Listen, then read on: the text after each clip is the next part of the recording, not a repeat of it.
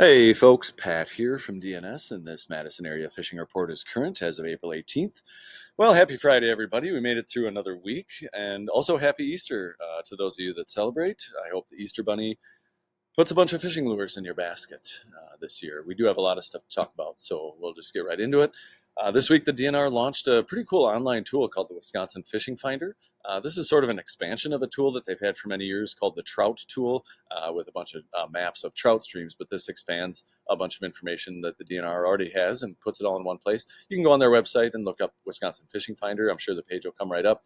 There's a button here to launch it. I already have it launched because it takes a minute to launch, but you can see here it's a map of Wisconsin and a bunch of stuff over the top of it. So on the sidebar over here, they have different things you can turn on, different layers. So, they have fishing access, fishing regulations, fishing opportunities, DNR service centers, all kinds of different things you can turn on.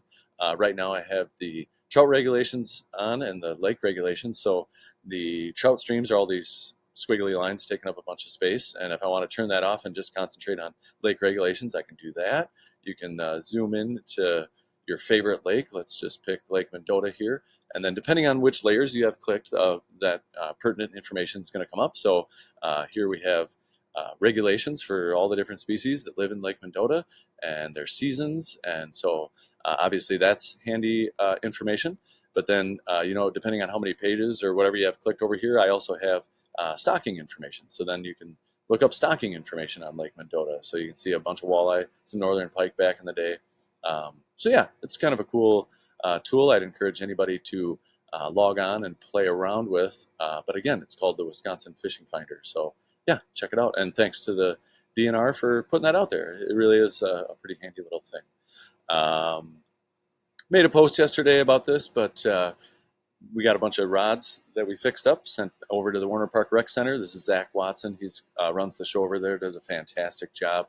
He's an avid angler and started this program for kids, partnered with us, where we take in kind of old fishing rods that people bring us. Would really appreciate if what you bring us isn't junk, but we do fix up whatever we can, and then put new line on and lube them and bobbers and jigs and stuff. And then these are rods that any kid that walks into the rec center over there can just take, and they can keep them. It's not a loaner rod. They don't have to pay anything for it. So yeah, it's a cool opportunity to get kids into fishing, and we're happy to partner with them because they really do a lot of great work over there for kids, especially here on the north side. So yeah, just wanted to mention that, I guess. A little bit of shop news. Want to thank Noah Humfeld for coming in last night. He did the second installment of our spring seminar series. He did a great job, as always. Obviously, you can see the crowd here. This was before everybody even showed up. I think we had maybe one seat left in the house. So packed house. Noah did a fantastic job. Always very informative, very entertaining. And I want to thank Noah for coming through. I want to thank everybody who showed up, of course, for coming down. Also want to thank Jig Lab Lure Company. Grant makes some fantastic walleye hair jigs. He donated some of those to give away as a door prize, and also Uncle Kurt gave some of his walleye flies to give away as door prizes. So want to thank them. And next, just want to remind you that next week we have Jalen Riddle wrapping things up for our spring seminar series on the 24th. That's this coming Thursday. He's going to be talking about kayak fishing on the Madison chain. Kayak fishing is very popular and growing way to fish. And so I know I've had a lot of people interested coming into the shop mentioning that they're going to be here for that. So yeah, if you have a kayak or are interested in learning about it, Jalen has spoke at the Fishing Expo a couple times, and I'm sure is going to do a great job. So put that down on your calendars. Next Thursday at 7. The Saturday after that, the 26th, Noah is going to be hosting his small boat salmon school. So Noah was talking about a lot of trolling last night. He mentioned some salmon stuff, but there was a lot of people actually at the presentation last night that said that they're going to be coming to this too. So if you want to sign up, you can stop in here at the shop. We have a physical sign up, or just email Noah at info@madisonangling.com. And he's just going to be talking about how you can use a smaller boat to fish salmon on the big lakes, or Lake Michigan over there. So, and he guides and does that, in the summertime. So obviously he knows what he's doing. And if you're interested, swing by and check it out. A couple little shop things. I mention this every week, but come in and get your lines spooled up before opener. There's nothing worse than having somebody come in on opening day when we're got 8 people deep in the line and they want 5 spools spooled up because it's tough. You're going to be waiting a long time. I'll promise you that. So stop in and get that done. Otherwise, I mentioned this stuff in the past. We have all our spring and summer stuff up. I want to thank Harley for all his great work getting that stuff up, and Tuck and Kevin too. Fly department's looking great, fully stocked there. Got another order on the way. So yeah, swing by and check that stuff out. Um, Otherwise, yeah, door posters here. Just a couple announcements. The Lakeview Church up the street has an Easter egg hunt on Saturday. They are also doing a blood drive May 6th. This casting competition, we're happy to sponsor that up with Driftless Anglers hosting like a little thing up in Viroqua. And that's also a fantastic fly shop if you're in the area. I encourage anybody to stop by and check it out. Matt does a great job. But Kaylin Hoggard, who's a friend of the shop here, is going to be hosting this casting competition. And yeah, if you feel like you got what it takes to compete against some of the best casters, get up there, and it's free to sign up. And yeah, it should be fun. And then Noah's Salmon School, we got this spring lineup, and then oh yeah, a fundraiser for the East High School Booster Club. A lot of East alumni listen to this report, so that's going to be this Saturday evening at the VFW down there on off Willie Street. And then yeah, the last Drinking with Scissors is coming up this weekend, or I mean this week, the 23rd, I think. It's this coming Wednesday. So yeah, a lot of stuff going on. I think that pretty much does it for announcements. So I guess we can get into the report. So weather-wise, this last week was kind of cool and mostly dry, but continued windy, which has kind of been the trend for April this year. It's been a windy spring. Saturday does look nice with some rain forecasted for Easter Sunday, but next week looks great with highs in the 60s and pretty dry. So make sure you make some plans to get out and do some fishing.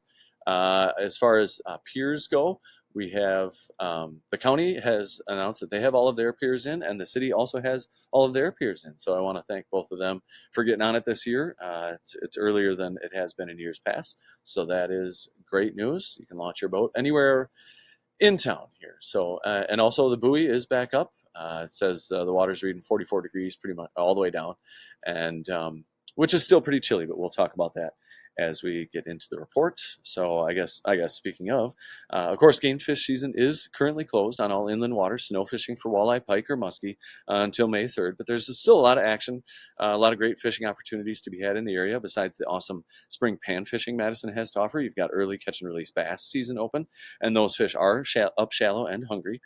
You can catch and keep walleye on most rivers and flowages, and we got a lot of people coming through the shop.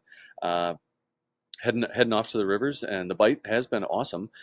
Generally speaking, all the females are spawned out, but that means the post-spawn action bite should be good for a couple weeks yet. And of course, who can forget about trout? Besides the awesome steelhead run still happening up and down our state's east coast right now. The early inland trout season is open, and of course, only artificial lures can be used, and you have to release all the fish you catch until May 3rd. But it's really a great time to get out and explore the trout streams in our area before the heat and weeds and bugs show up. As far as the rest of the report goes, a little bit of detail here. Up on Cherokee, folks are getting some panfish up there. The action hasn't been, earth-shattering or anything, but folks are getting some panfish as they move in shallow to enjoy that warm water. Also some bass up there, but it sounds like the pike are being pretty annoying. So if you can keep the pike off your lures, you can get some bass. Down to the 113 bridge, action has been picking up down there. They were getting some crappies and some bluegills. You never really know what's going to be moving through there. I heard about some white bass moving through there, which is a popular thing this time of year. Catfish action has been picking up down there, and this time of year it's a cut bait deal. A lot of folks using cut bait, so that's your best bet. And that action should just get better with this little warm up coming up this week. It's going to warm up some of that water and move a lot more of those fish that are coming up out of North Bay here up into Cherokee and the 113 bridge area. As far as Lake Mendota itself goes, I don't really have a lot to report just because there aren't a lot of people out fishing, some early bass folks and panfish, and they've been doing well. Most of your fish you're going to find up shallow.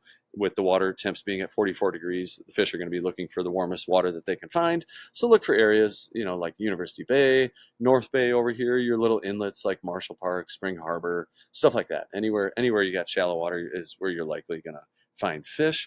And like I said, the bass season is open for catch and release, and folks have been finding bass up shallow as well. Want to remind folks that the area below the Tenny Park locks here is closed as a fish refuge until May 3rd.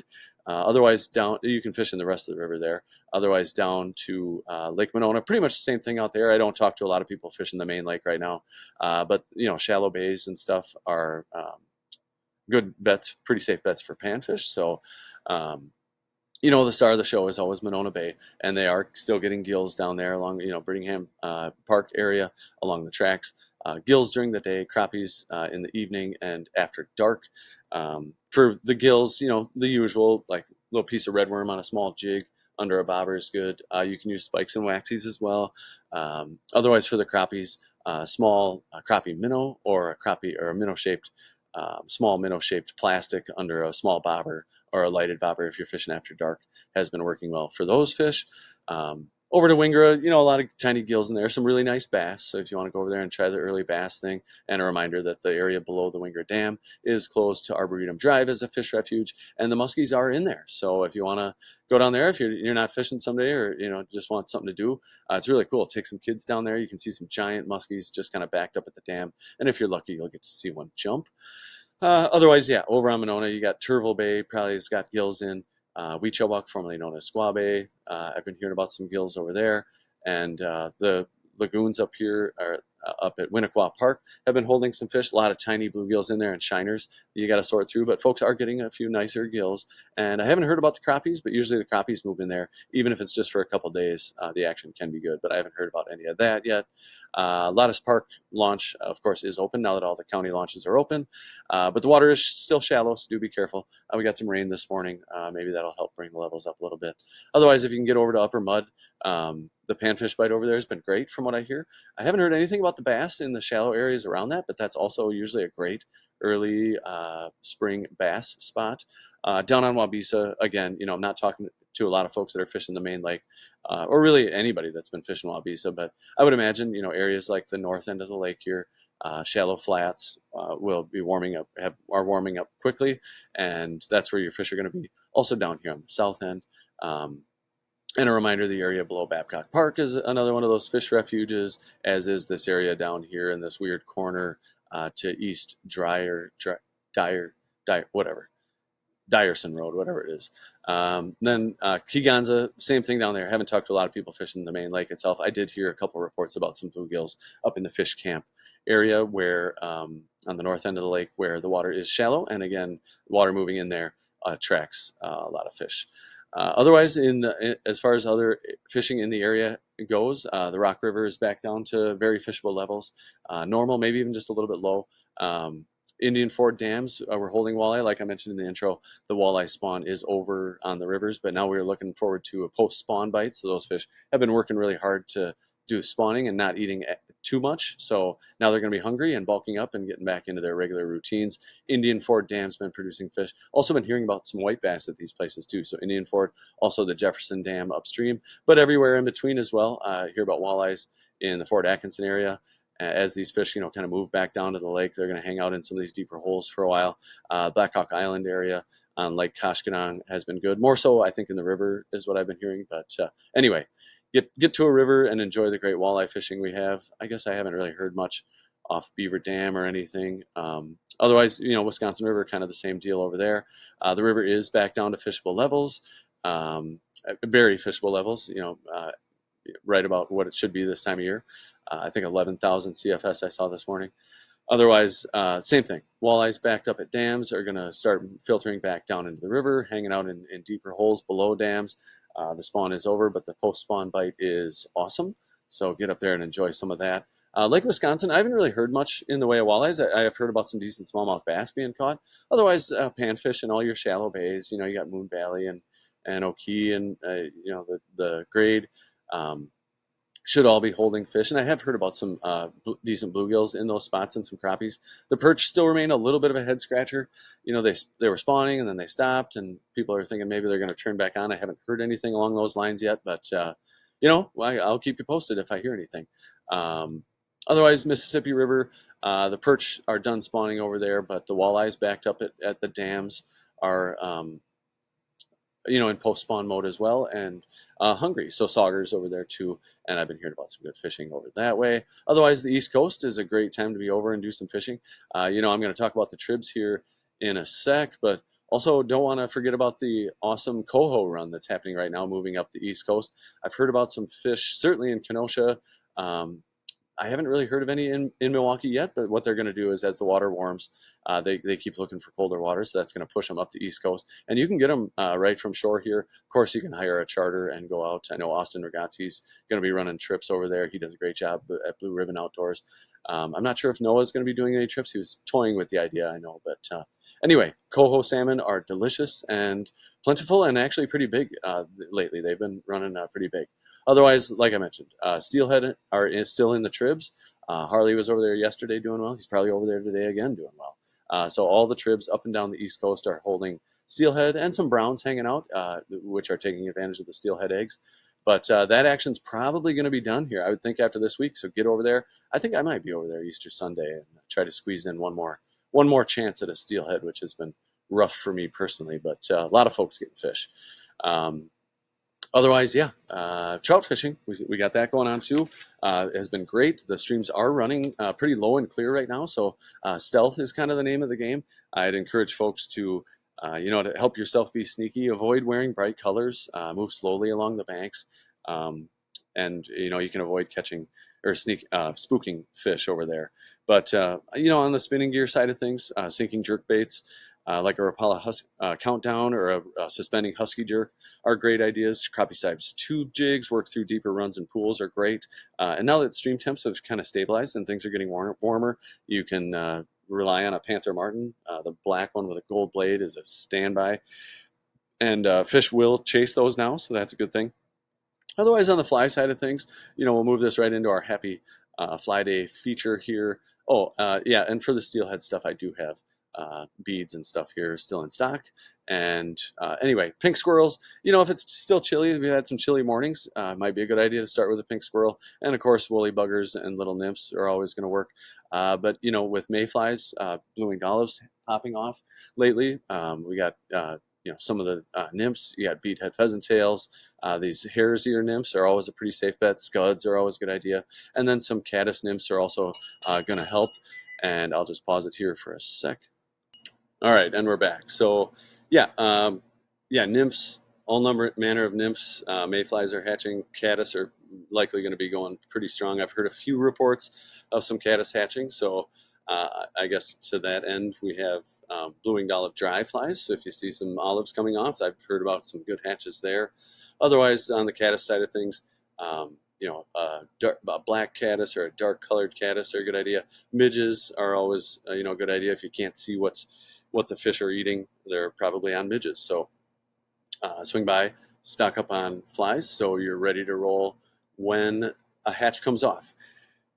I guess that pretty much does it for the report. Feel free to call the shop at 608-241-4225 if you want us to expand on anything. Please post your comments and catches below. Always appreciate those. Again, happy Easter to everybody, and thanks for tuning in. We will talk to you next week. Take care.